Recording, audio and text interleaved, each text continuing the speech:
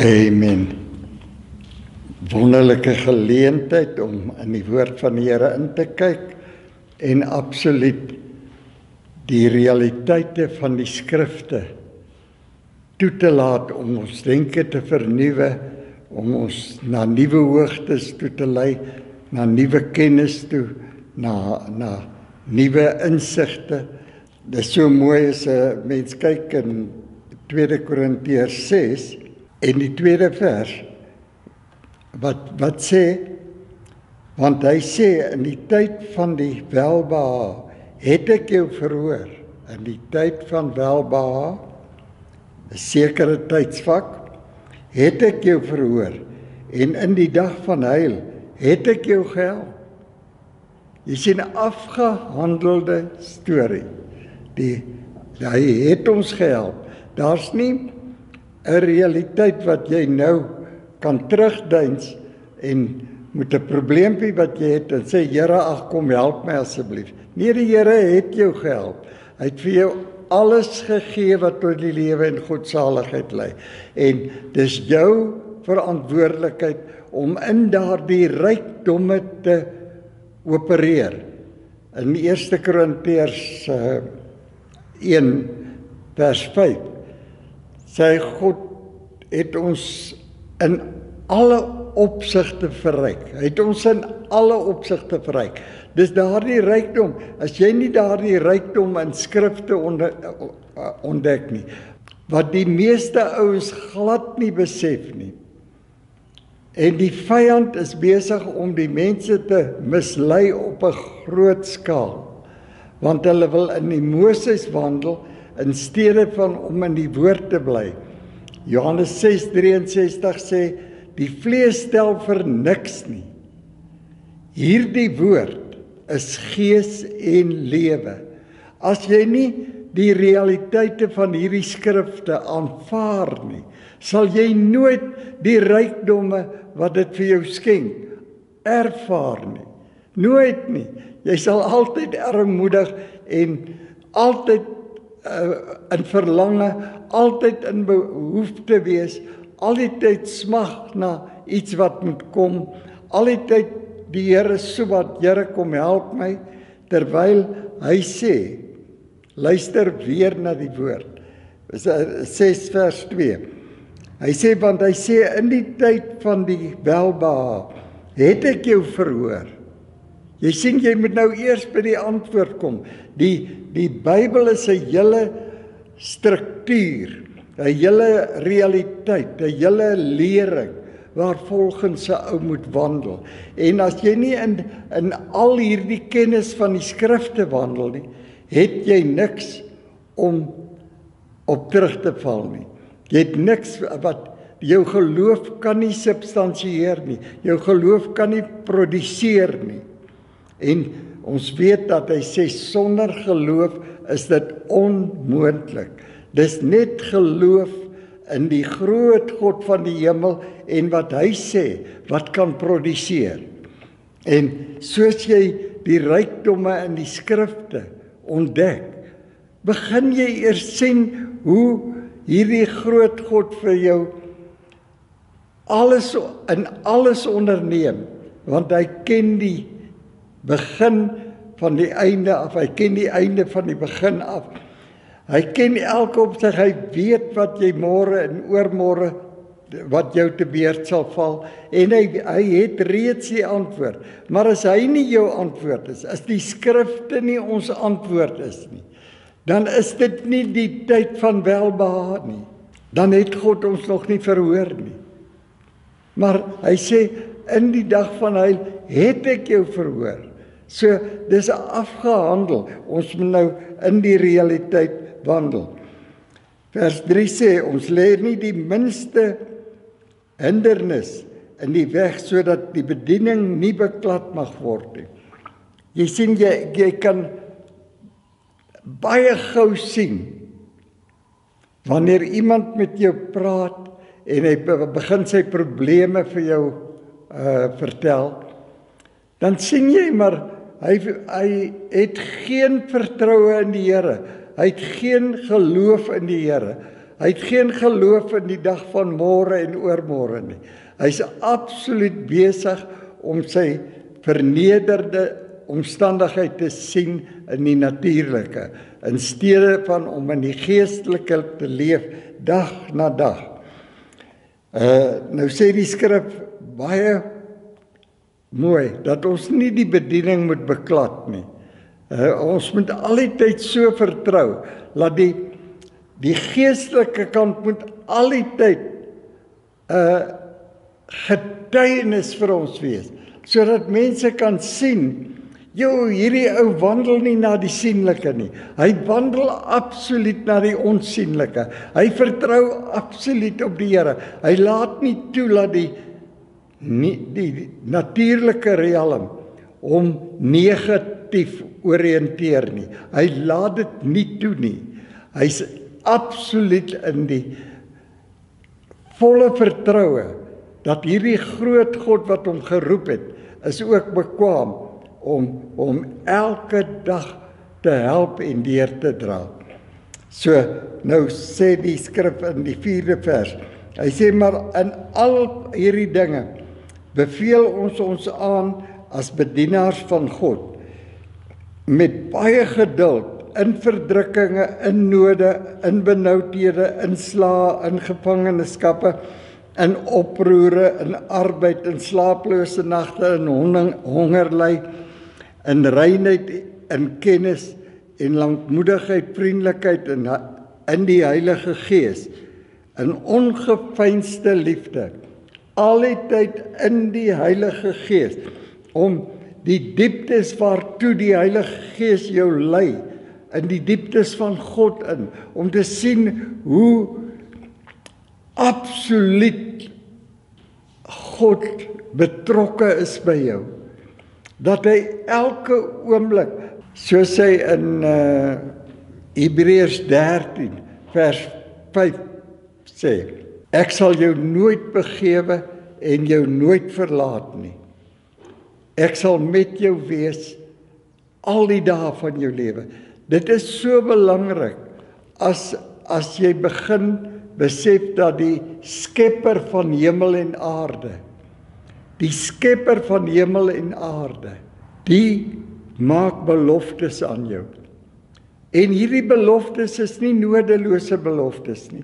Hy sê in 2 Petrus 1 vers 3 en 4, hy sê volgens hierdie magtige beloftes van God, kan julle aan die bonatuurlike natuur deelagtig wees. Jy kan die dinge roep wat nie bestaan nie, asof dit bestaan. Deur 'n vaste vertroue, deur 'n besef dat jy wandel in die Heilige Gees en nie in 'n emosionele realiteit, waar jy soms hoor dat ouers sê, hulle voel die Heilige Gees. Jy kan niks voel in die natuurlike wat die geestelike betref nie. Die geestelike is 'n innerlike oortuiging, is 'n oortuiging waarin jy staan, wat onwrikbaar is, dit onveranderlik is, al gaan tyd verby, jy weet dis 'n belofte van God, dis bonatuurlik, dit sal nie faal nie, want geen belofte van God is sonder 'n antwoord nie. Dit is so wonderlik as jy sien hoe dat beloftes eintlik 'n profesie van God is, dat jy in dit wandel, dan word dit 'n werklikheid. Maar jy moet in die Heilige Gees wandel. In die Heilige Gees is die skrifte, nie die wettiese skrifte nie. Jy's nou nie meer onder die wet nie, jy's nou in die Nuwe Testament. Jy lees net die Nuwe Testament en jy kom tot die openbaring van die heerlikheid van die realiteite wat vir jou gekom het. En mettertyd kan jy teruggaan en jy kan selfs kyk na die beloftes in die Ou Testament en jy sien dat dit was net profeseë van werklikhede wat jy tot stand kan bring deur jou geloof. En jy sien hoe dat daar klein fraksies is van God se betrokkenheid in die Ou Testament. Maar in die Nuwe Testament word hy jou lewe. Hy word absoluut die een op wie jy elke oomblik kan vertrou, want hy het jou verhoor. Dit is die dag van heil. Hy is elke oomblik met jou en sal jou nooit begewe of verlaat nie. Maar dis die geestelike riem, dis om in die Heilige Gees te wandel elke dag, om te besef dat hierdie woord is gees en lewe. As jy nie die woord ken nie, en dis daarom ook wat dit so belangrik is om wanneer seminare aangebied te word, om te gaan leer, om te kyk, jy weet, van kindsbeen af, het ek al die tyd as ek na mense luister as hulle praat, dan gaan kyk ek in die skrifte of ek dit so verstaan. En dit het gemaak dat ek tot nuwe insigte kon kom, dat ek in kon kyk in die skrifte en sien, maar die skrif sê nie so nie, die skrif sê jy moet vertrou op God, jy moet glo, en jy moet die dinge wat nie bestaan nie, roep asof dit bestaan, jy moet tyd gebruik, jy moet nie in tyd wees nie, jy moet absoluut in werklikheid wees, en dit wat jy voor vertrou, absoluut die Here loof. Luister net wat sê Jesus self, dit is eintlik 'n openbaring as jy dit sien. In Markus 11 vers 22 tot 24. Hy sê, as jy enige iets by God vra, glo dat jy dit alreeds ontvang het, en dit sal so wees. Met ander woorde, die oomblik wat jy vra, dan begin jy God reeds dankie sê, dat dit 'n werklikheid gaan wees, dat die werklikheid gekom het, dat dit wat jy gevra het, is die antwoord. Want hierdie God sê, jy is nou in die dag van heil, jy is nou in die dag waarin God jou verhoor het. Daar's nie nog 'n ander dag, jy is al die tyd in die realiteit van die geestelike riem. So, dit is so belangrik dat ons na die woord van die waarheid kyk. Nou luister net wat sê vers 7 nou. Hy sê, in die woord van waarheid, in die krag van God, deur die wapens van geregtigheid, in die regter en die linkerhand, die wapens van geregtigheid in die linker en in die regterhand. Jy veg met niks anders as die woord van geregtigheid nie. Dat luister net weer wat sê 2 Korintiërs 5 vers 21. Hy sê God het Jesus, toe hy daar aan die kruis gaan sterf, toe maak God hom sonde met ons sonde, sodat ons kan wees die geregtigheid van God. En daai geregtigheid, om dit vir jou te benadruk, sê hy, met daai geregtigheid veg jy nou, teen alle omstandighede. Ek is geregverdig in die linker en in die regterhand. Daar's nie 'n ander wapen wat jy het. As jy's in die volle geregtigheid van God, jy's geregtig nou om dinge te roep wat nie bestaan nie, asof dit bestaan deur jou geloof. Die regverdige sal nou net deur die geloof lewe. Nie meer deur die aanskouing, nie meer deur die wet, nie meer in die natuurlike. Ja, ek wil eers sien nie. Nee, jy het gesien. Jy het gesien, die dag van die Here het aangebreek. Die dag van heil het aangebreek. Die dag van God se antwoord het gekom. En jy staan nou in hierdie volle werklikheid. Jy moet weet, as jy in die geestelike wandel, gaan dit vir die natuurlike nie duidelik wees nie. En hulle gaan jou begin bespot. Nou sê hy in vers 8, deur eer en oneer, deur slegte en goeie gerugte, as verleiers en tog waaragtig, as onbekendes en tog goed bekend, as sterwendes en kyk ons lewe, as getuigtig en tog nie dood nie, as bedroefdes maar altyd opgeruim, as 'n armes maar wat baie ryk maak, as mense wat niks het nie en tog alles besit. Jy het in die geestelike kant alles wat God jou beloof het in besit geneem. Jy's verryk in alle opsigte en jou bediening nou is om elke mens wat jy teekom te verryk, om die bediening van die Gees uit te dra. Nie meer die sienlike nie, absoluut in die onsienlike. Maak nie saak hoe lank dit neem nie. Ons weet dat die boek van Efesiërs en Kolossense was uit die tronk uitgeskryf deur Paulus en Galasiërs byvoorbeeld. Dan skryf hy, dan is hy 3 jaar in die tronk, in 'n grot tronk waar hy op stukkies papier moet skryf, moet goedjies wat sy mense hom besoek, wat vir hom bring, en dan vat hulle daai papiertjies uit, en dit is die skrifte wat ons vandag het. En dan skryf hy Galasiërs 5 vers 1, na 3 jaar in die tronk. Broeders, staan nou in die vryheid. Jy sien vir die natuurlik sal eerste oomblik vir jou vra, is dit nou vryheid om 3 jaar in die tronk te wees?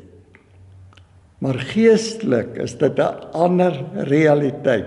Jy staan in die geestelike rykdom waarmee, en die natuurlike tel vir niks nie, want hierdie woord is gees en lewe. Jy weet, die uiteindelike manifestasie gaan die volheid van oorwinning, die volheid van lewe en lewe in oorvloed wees.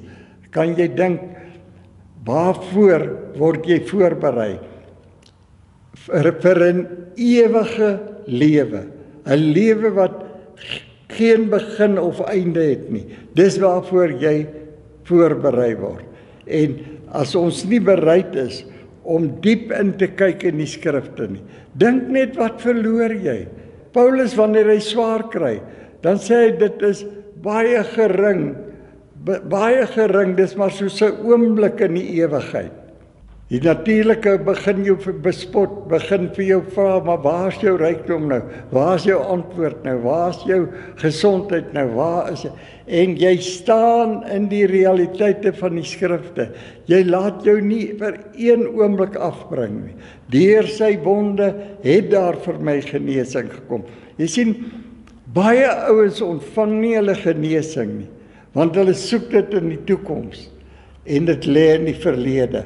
As jy nie die geestelike absoluut ophef bo die natuurlike nie, dan kan jy nie die oorhand kry nie. Jy moet absoluut die skrifte so ryklik in jou laat woon, dat jy sien, in die dag van heil het hy ons gehelp. In die dag van heil het hy ons verhoor. Daar is nie, God is nie 'n mens dat hy kan lieg nie. Die volheid het vir elke mens gekom. Maar jy moet in daardie lewe in beweeg. En alleen deur die wedergeboorte kan jy daarin beweeg. En dit is baie radikaal, want in die wedergeboorte het net plaasgevind aan die kruis van Golgotha. As jy nie jou dood aan die kruis kan sien nie, kan jy nie wedergebore word nie. Dis nie moontlik nie, want 1 Petrus 1 vers 3 sê, ons het hierdie gawe van wedergeboorte net by die kruis ontvang. Dit is al waar jy dit kry. Jy sien nie op 'n ander plek waar wedergeboorte so duidelik beskryf word as 1 Petrus 1 vers 3 nie. Dat jy die wedergeboorte deur die groot liefde van God, hierdie wedergeboorte ontvang het, en dat jy nou in daardie nuwe realiteit die geeslewe kan lewe, sonder om een oomblik terug te deins. Begin jy die geestelike sien, en jy begin in jou gees belewe, dat jy nou een gees met God geword. Hierdie groot God is vir my, hy's nooit teen my nie, hy kan nooit teen my wees nie. Kan jy dink, baie mense sê maar dit is onmoontlik om enigsins 'n skadu van heiligheid in jouself te belewe. Maar hulle besef nie dat dis 'n gawe wat jy ontvang het en of hy manifesteer in die natuurlike of nie manifesteer nie, hy bly 'n werklikheid. Dis 'n gawe en die gawes van God is onberoulik. En jy staan in daardie realiteite en alleen geloof kan 'n werklikheid produseer in jou. Alleen geloof kan heiligheid produseer. Alleen geloof kan genesing produseer. Absoluut dit dat God het ons aan die kruis verhoor. God het 'n kennis aan ons gebring. God het ons kom behulpsaam wees aan die kruis. Nêrens anders nie.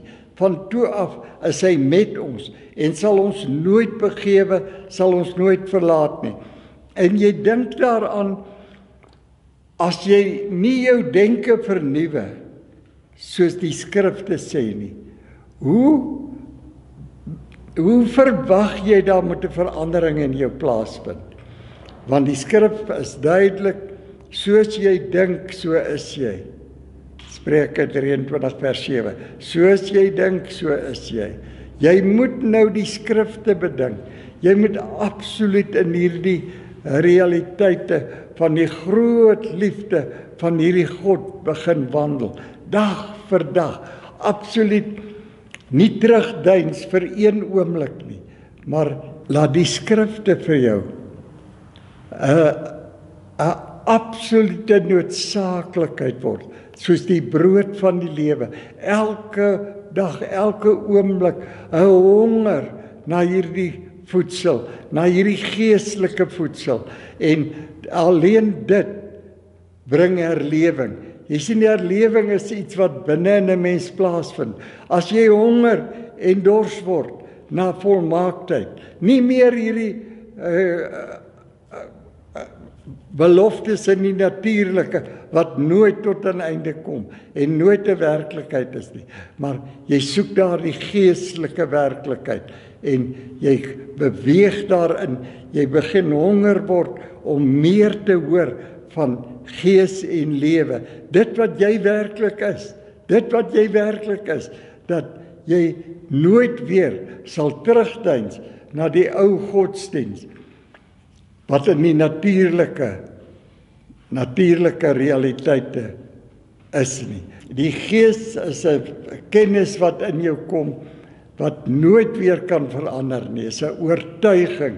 Geloof is 'n totale oortuiging van die goedheid en die guns van God wat op ons gekom het en op ons sal bly vir tyd en ewigheid. En dit is dit wat ons so waardeer en wat ons hoop dat u tot daardie kennis sal kom deur hierdie woord. Prys sy groot naam. Amen.